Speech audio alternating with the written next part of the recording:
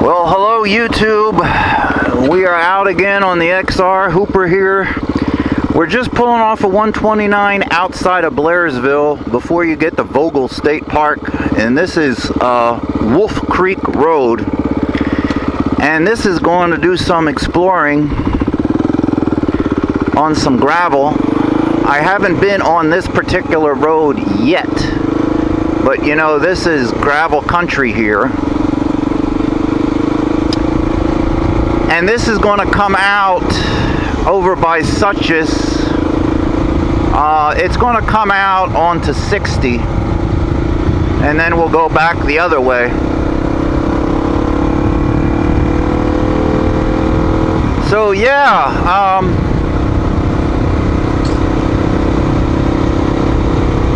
the old XR here is actually on the auction block. Anybody in the western North Carolina area, North Georgia area, looking for an XR 400 big bore, it's time to make a deal. No, as you know, these if you know anything about okay, now we're turning into some gravel here, as you can see. So it looks like we keep going up this hill, I guess.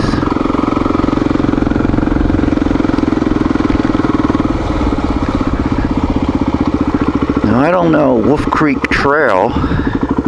Oh no, we go up this road here to Wolf Creek Road. Okay. There's a lot of stuff going on back here. There's a lot of houses. Okay, we go this way according to the GPS, so got signs that say this is Bigfoot country. Maybe it is. These are nice little gravel roads. I've never been back here, but these are the kind of roads that I like to play on. So we'll see how this goes. Yeah, so I am going to see if I can find a new home here for the XR. Bike runs fine. It's just this bike is really suited for a younger rider, you know, somebody that doesn't mind kicking the beast. And to be all honest with you, it's not really a hard bike to start, but you know, if you're not, you know, I'm getting older and I have a bad knee, so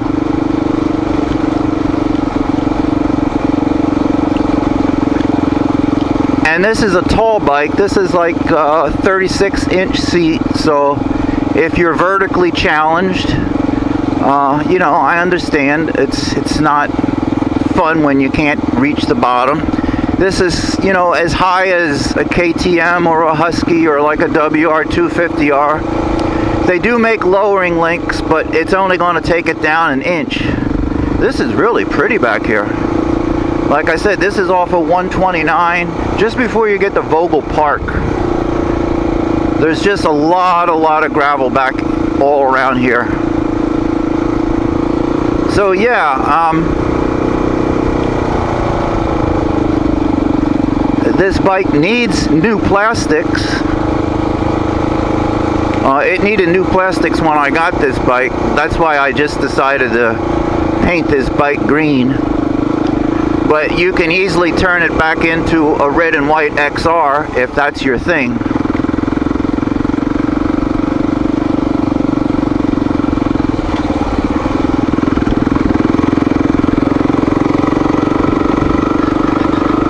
It's a little rocky in here, but nothing that this bike can't swallow up.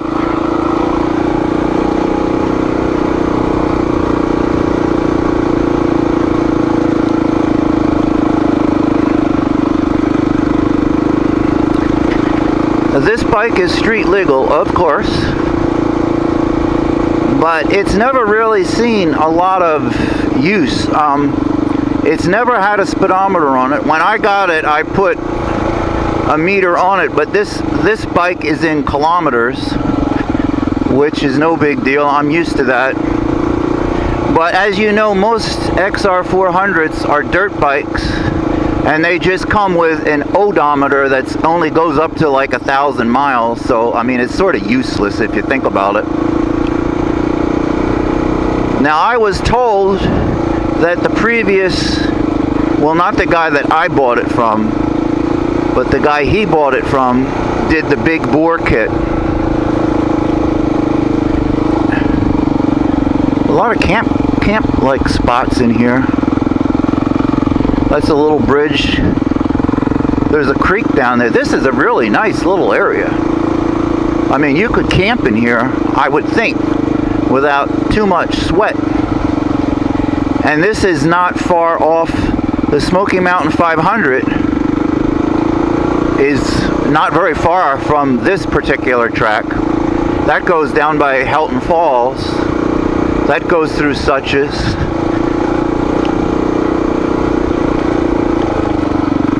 Just to give you an idea of where we are. But yeah, this bike,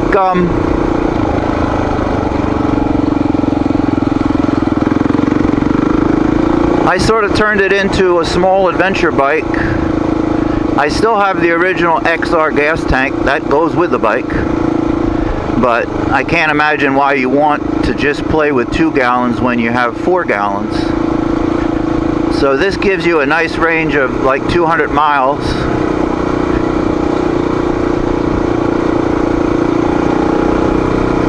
This bike is about 50 some miles a gallon. This has a stock carb on it. A lot of people love the pumper carbs, but you know, I don't really look for super performance. I don't race. I don't go wild. I rejetted this carb for open pipe and open air box. I adjust the valves on this bike, usually spring and summer. If you know anything about XRs, you got to, you know, keep your valves in spec if you want it to be able to start on 1 or 2 kicks without getting too much exercise. But I'll shut up. You can enjoy this scenery. And, you know anybody that wants an XR? This is really a 440 now.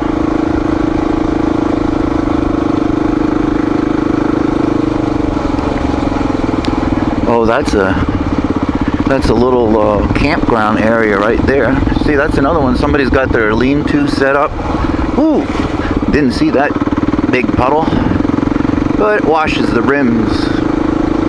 I would definitely like to come back here,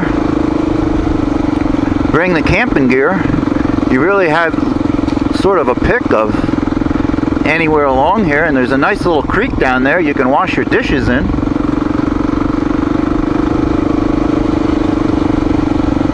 I see some tracks here and there on this road, so it appears that it is used. Dirt bike tracks, I mean, not car tracks. Although I've seen, you know, there are people camping here and they're not on bikes, so.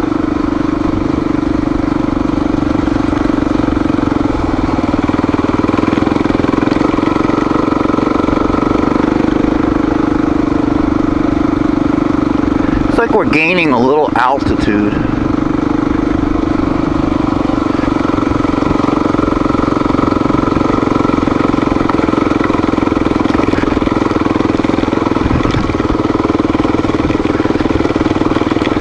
But this bike, you just sort of have to aim it and let it go where it wants, and it will take you. You know, you don't want to like white knuckle. You never want to white knuckle any bike, but I'm just saying, you have to let it have its little, you have to let it bounce around a little bit. Some people that are just learning off-road, they have a tendency to really hang onto the handlebars like it's a death grip. And if you're riding on gravel, you have to realize that the bike moves around a lot. And you just have to go with the flow. So far this is all going uphill. So maybe we'll get up to some kind of altitude and maybe have a lookout. I don't know. That would be nice, but as you can see, this is all under canopy. So it's a relatively nice temperature. This is the middle of summer. I'm just riding in a mesh armor, but I suppose if you had your adventure jacket on, it could be doable.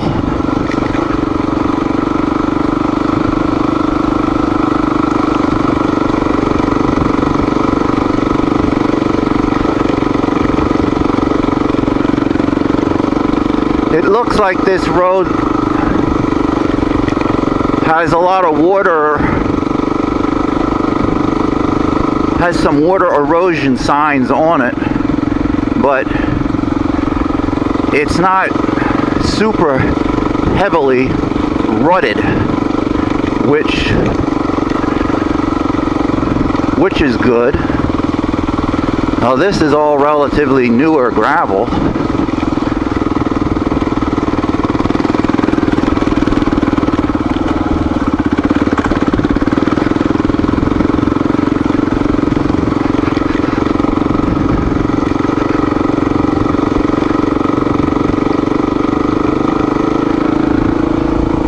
But this is a stand up on the pegs most of this ride up here.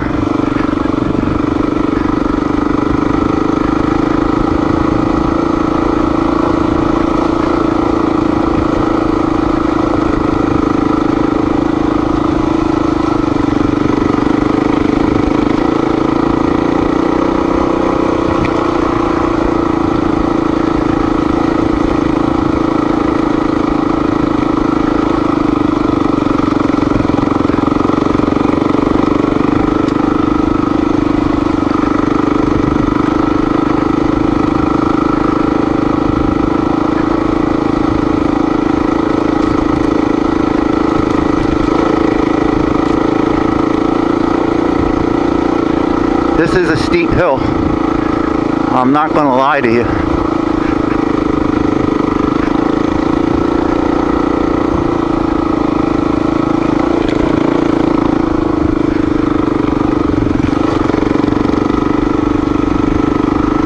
And it keeps going.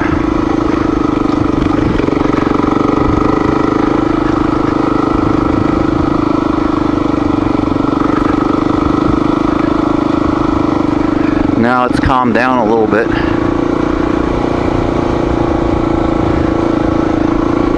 Catch your breath a little bit.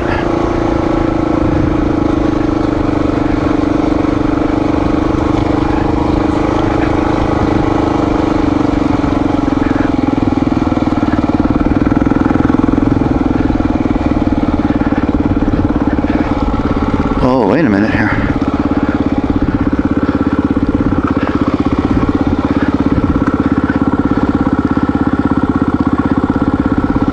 No, it actually said I was supposed to go up that other way.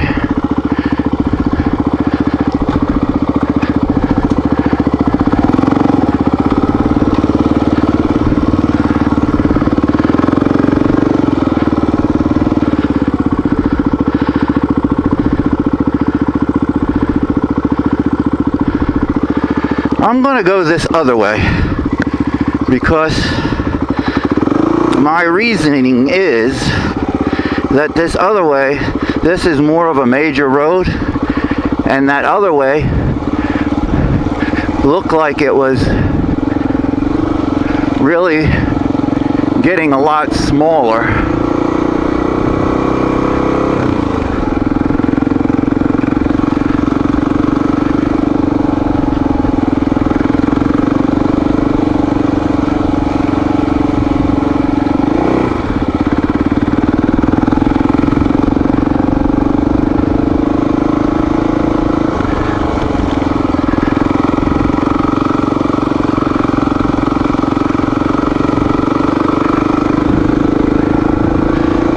GPS is still telling me to make a U-turn, but I'm actually going to go up here and see if it won't find me another way to still come out.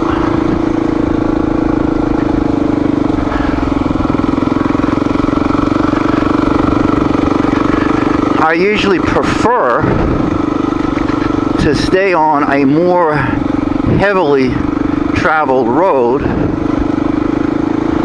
especially when I'm riding myself.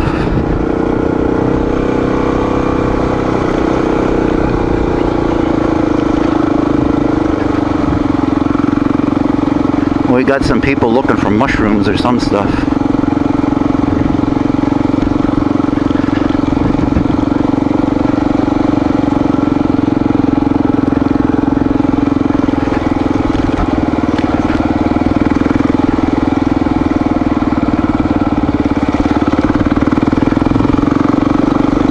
So I'm just,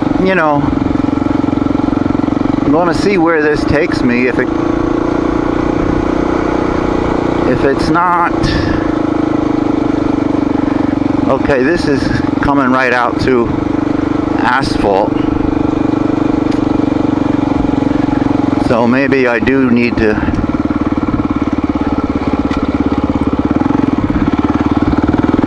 looks like I do need to turn around and go back to where it was telling me. This says 107, Trail 107. So we'll go back. I don't know what that road was that I was just on, but I guess we're going to go back and see actually where I'm supposed to be going, if that makes any sense.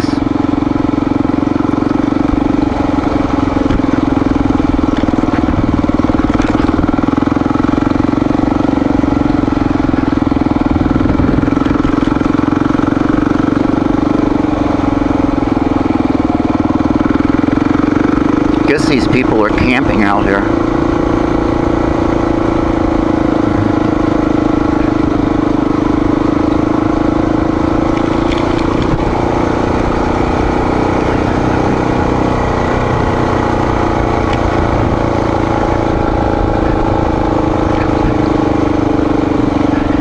Now, the road that it says that we should be taking is Big Greasy Knob Road. So I guess we need to just take that road, because when I had this route up on base camp, it showed me that it does go all the way over to Route 60. But there's various turns, of course. And we're about to see one up on this Big Greasy Knob deal.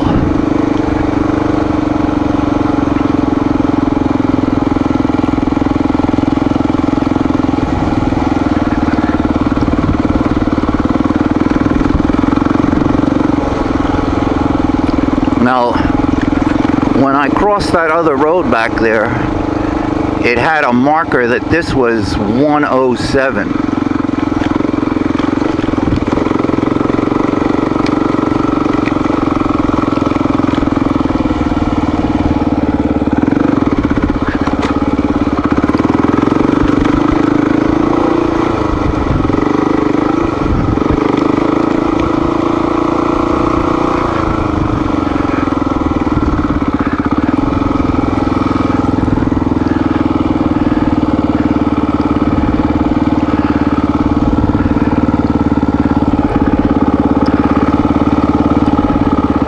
Okay, hang on a minute here. My battery is about to, it's doing something weird. Okay, I don't know.